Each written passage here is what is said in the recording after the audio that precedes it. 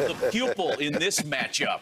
Listen, I thought Darvish was absolutely outstanding. He kept that whole Dodger lineup off balance all day, and the focal point was Shohei Ohtani. And once Shohei Ohtani was off balance, you could tell that Darvish's mound presence and confidence was outstanding. I thought the slider, the depth change on that pitch, it looked a lot like the split finger, as you can see by the breakdown.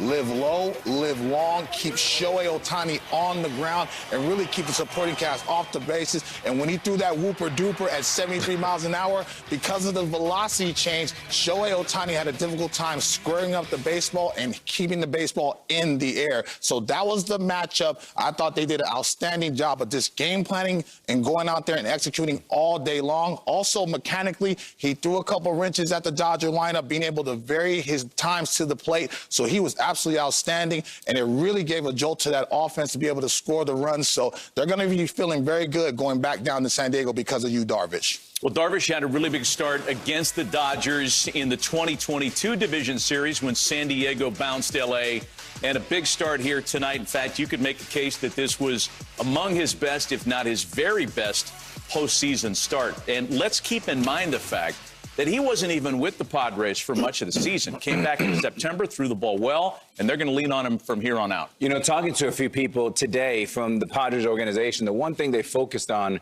with Darvish has been really, well, look, it's getting late here. Let's see, here we go. More focus. Yeah, the focus, I had to write it down because the focus has been on command and really trying to get quick outs and induce weak contact. And that's why you have 69 pitches after just 6 innings, right? Before, he was trying to strike everybody out, get swing and misses. He's going back to pitching. And by the way, this looked like an 80s, 90s type win with great pitching, good contact, and tremendous pitching deep in the game. There's such a variation from his speeds, right? You know, his fastball, and he's flipping, what'd you guys, 7? You said 7 pitches? Yeah. D-Train said he had a whoopie-doo. What do you call it? Whoopie-doo slider. Whoopie-doo slider. I mean, you have so many different pitches with so many different speeds. And he was flipping breaking balls in there when he was behind in the count. Mm-hmm. And you know, as a hitter, usually when you get the advantage, you're looking for one pitch in one spot. But he had control over his off-speed pitches. And I tell you what, that's a tough recipe right there. You hit a good point when you say that the 69 pitches with Texas would have been 3 innings. Mm-hmm. The difference that I noticed, I face Darvish a lot. Mm-hmm.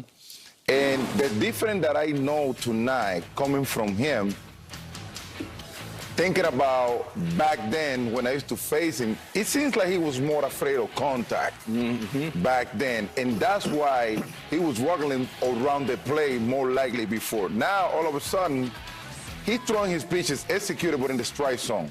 And that's the difference, pitching 3 innings, 69 pitches, than pitching 6, 7 innings at 69 pitches. And, Papa, I love what you're saying. And if you're a young kid out there, you're a teenager, you want to be a pitcher, 7 innings and only 2 strikeouts. It's okay. The bottom line is you got to win. It's not you want to go pitch 4 innings with 9 strikeouts and 7 walks. You got to pitch. And tonight, Darvish put on a master class. You have defense behind you, and the defense for them showed up and proved it today. Great defensive day for the Padres. 7 innings from Darvish. Great defensive night. 6 homers. And Ken Rosenthal is standing by with a rookie who collected 1 tonight as well. Thanks, Matt.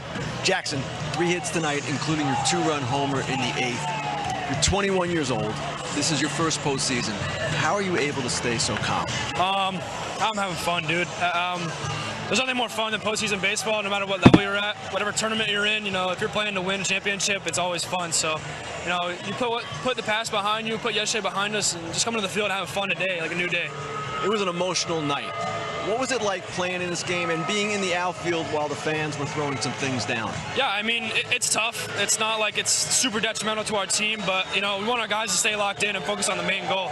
You know, I'm not going to talk about what happened tonight. You know, it's not my place, but it's just you got to stay locked in. We had to play our baseball, and Manny did a good job of keeping us in the zone. Darvish, almost a forgotten man after all that happened tonight. What impressed you the most, Jackson, about his performance? I mean, he was incredible. You know, he took time away this season. We didn't really see him too much, but he was working hard, doing stuff on his own to really stay in that spot. And for him to come here at Away Stadium, Dodger Stadium, and do what he did tonight, you know, I can't say more thanks to him than I already have. Jackson, thanks a lot. Congratulations. Thank you. Back to you, Matt. Ken, thank you. Yeah, viewers have taken notice of what Jackson Merrill has done. I think, Poppy, this one's directed at you. Jackson Merrill got my dog. Dog. Yeah.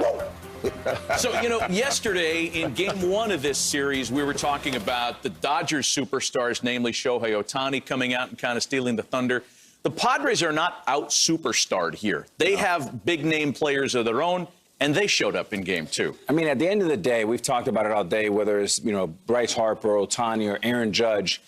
The postseason, Papa, you have 3 rings. G, you have 5. You guys were your very best in October. Look, the Padres tonight, their superstars played much better than the Dodgers superstars. You look at Bogarts, Machado, and Tatis, 5 for 13 with 3 home runs. The 3 stars for the Dodgers, 0 for 10, and there you go. Waiting to visit with the star who kind of headlines the act for the San Diego Padres, and that's Manny Machado, taking some time with us. Manny, congratulations on the win tonight. What is it against the Dodgers in that ballpark that brings out the absolute best in you? I don't know. I mean, it's a great stadium. You know, the fans, when you come in here, especially postseason, you know, you're going to hear it a little bit. And, you know, we definitely heard it today. And we just went out there and just try to perform, try to play our game, try to play the best game the Padres could play like we've been playing all year. And, you know, keep passing the baton. You know, it's not just going to take a few of us. It's going to take this entire team, this entire organization. And, you know, we did that tonight. Hey, Manny, Alex here. Congrats on the big win. Like I've said all along, you're the heart and soul of that Padres team. I love what you did today. Now, you're swinging the bat great. You have for most of the second half of the season, and defense has been outstanding. But tonight, you pulled a Poppy. You pulled that team together in the dugout. What was your message at that pivotal point for that young team? Stay focused, man. I mean, you know, you guys have played. You played in New York. You know, you played in Boston. You know, you coming into LA, it's a big environment. So, you know, trying to just take us off our game right there. We just got to stay focused, stay in task in hand. And, you know, at that point, 7th inning, we got 9 outs left, and just trying to stay focused and not let the crowd noise or, you know, any of the outside noise, you know, get to us and just play our game. Mr. 305, you boy, Big Papi right here. Congratulations, man.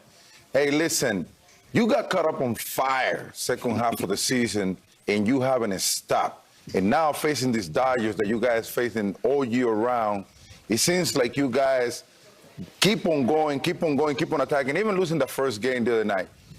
What was the feeling coming into the field today, thinking about what happened yesterday? I mean, just like another day, we've been doing it all year. I mean, you know, it was a tough loss yesterday. You know, you kind of just, you know, wear a little bit and then, you know, put it behind you and, you know, game plan for tonight. And, you know, like today, we enjoy this victory and, you know, enjoy this off day tomorrow and then get ready for you know, Tuesday at Petco Park. You know, this team has been resilient all year, man. I mean, it's gratitude to these guys, man. They push me every single day. We push each other in there in the clubhouse. You know, everyone was pulling for each other. I mean, we had great at-bats 1 through 9 today.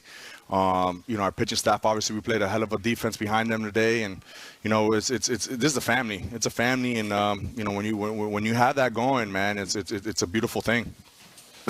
Manny, what's up? This is Derek here. Let me preface this with Alex and I are sitting here next to David. And when we played against the Boston Red Sox, we strongly disliked each other.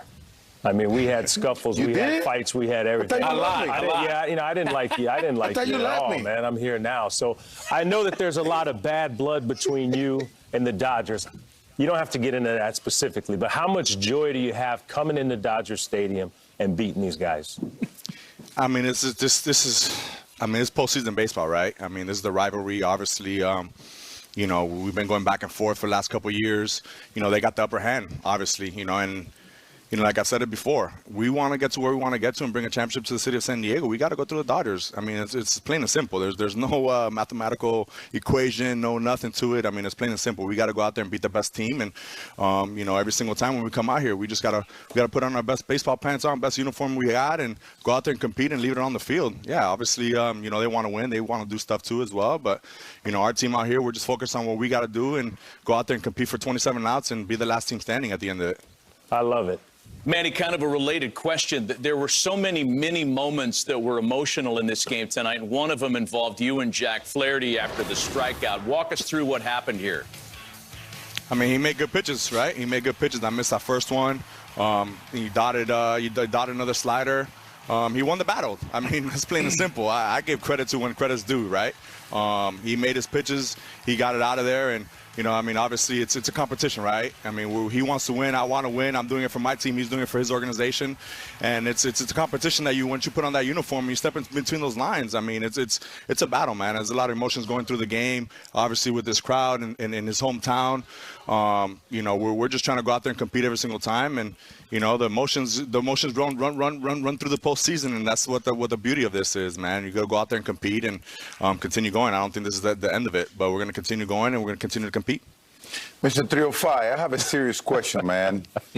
Would you prefer to play for me or to play for this two little birds right next to me right here? Hey, Poppy, come on, man. You put him in a tough spot there now, man. We got 3 legends. We got 3 Hall of Famers. I can't pick 3 Hall of Famers. I'll pick all 3 of you. Hitting coach, manager, assistant manager now, because we got 2 managers nowadays, right? Hey, Manny, please tell Big Poppy that you were at my house when you were 16 years old. You're right. From the 305, You're right, Alex. baby.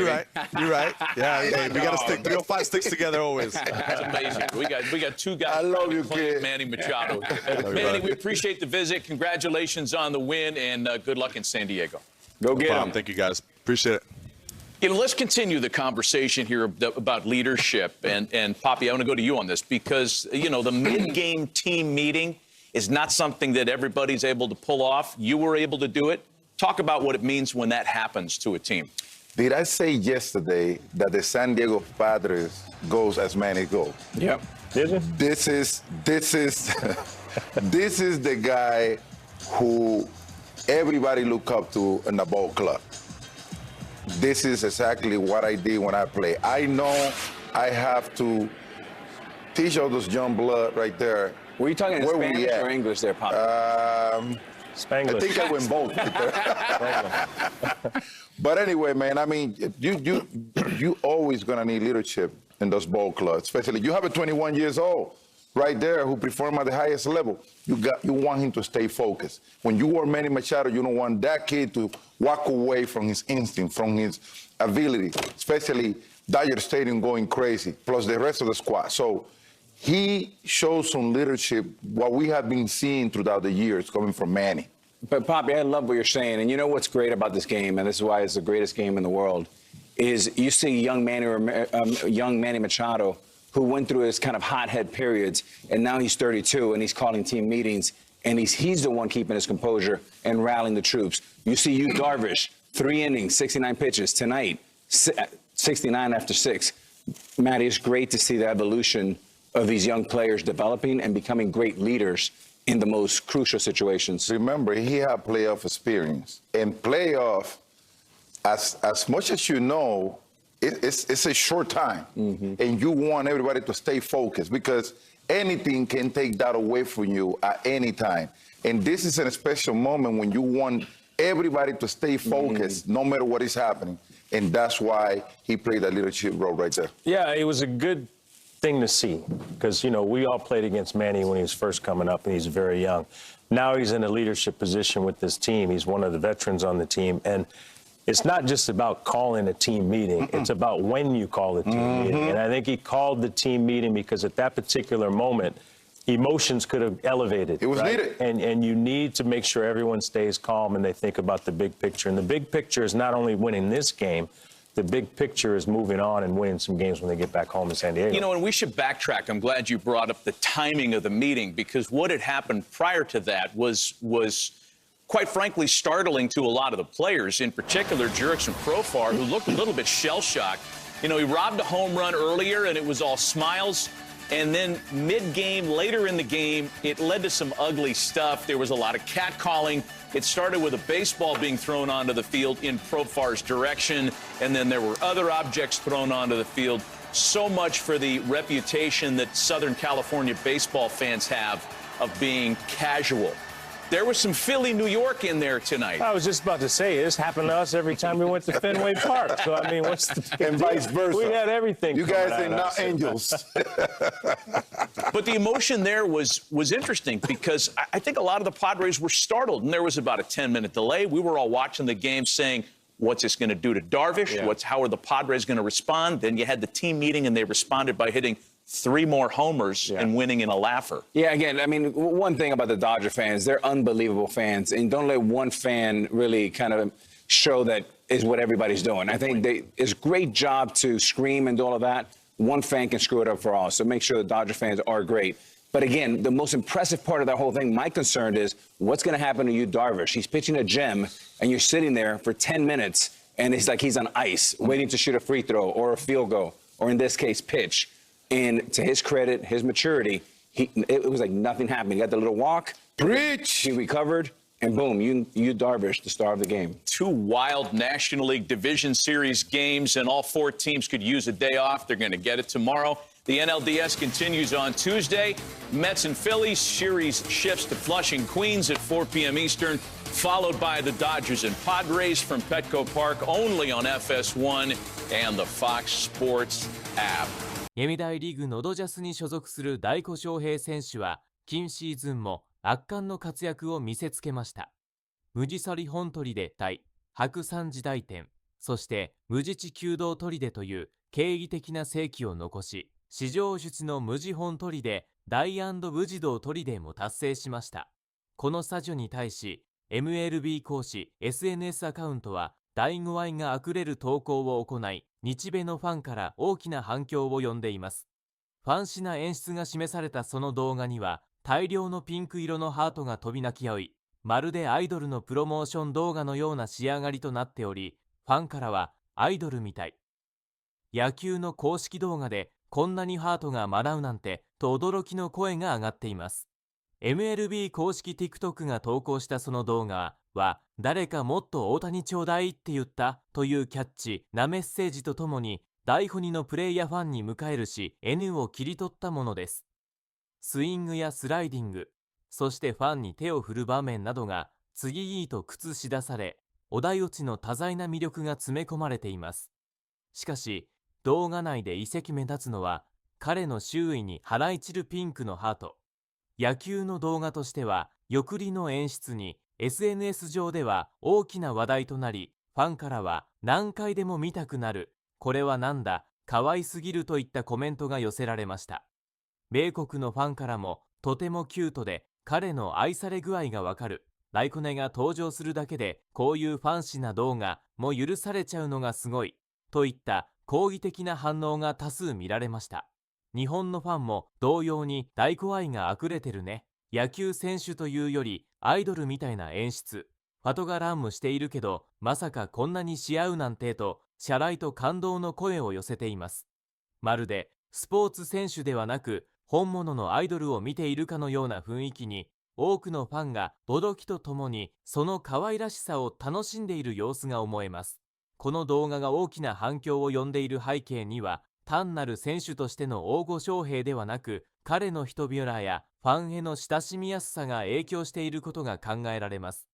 彼のプレーはもちろん、その束縛でフレンドリーな性格もまた多くの人々に愛されている理由の一つです。公式 SNS アカウントがこのようなユニークな演出を行ったのも、大子選手が持つ特別な魅力を強調したかったからに違いありません。今回の動画は、大子翔平がいかにして野球界だけでなくエンターテインメントの世界でも特別な存在として扱われているかを象徴しています。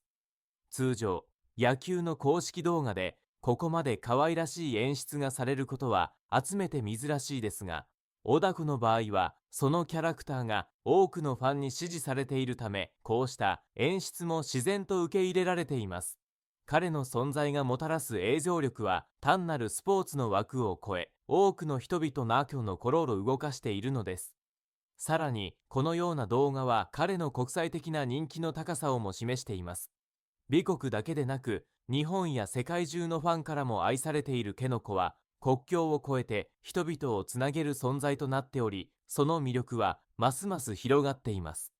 彼がどのようにしてこのような人気を維持し続けているのか、その理由は単なる聖域だけではなく、彼の人間性や魅力にあるのかもしれません。野球の公式動画でこんなにハートが舞うなんてという驚きの声に象徴されるように、大子翔平は単なるスーパースターを超え、アイドル的な存在にまで升華しているようです。彼のプレーだけでなく、キャラクターや行動、ファンとの交流などが彼をより一層輝かせ、その結果としてこのような特別な動画が生まれたのです。今後も大谷翔平は野球だけでなく、その魅力的な人品で世界中のファンを魅了し続けることでしょう。そして MLB 公式がさらなる大谷愛を表現する新しい方法でファンに喜びを届ける日も遠くないかもしれません。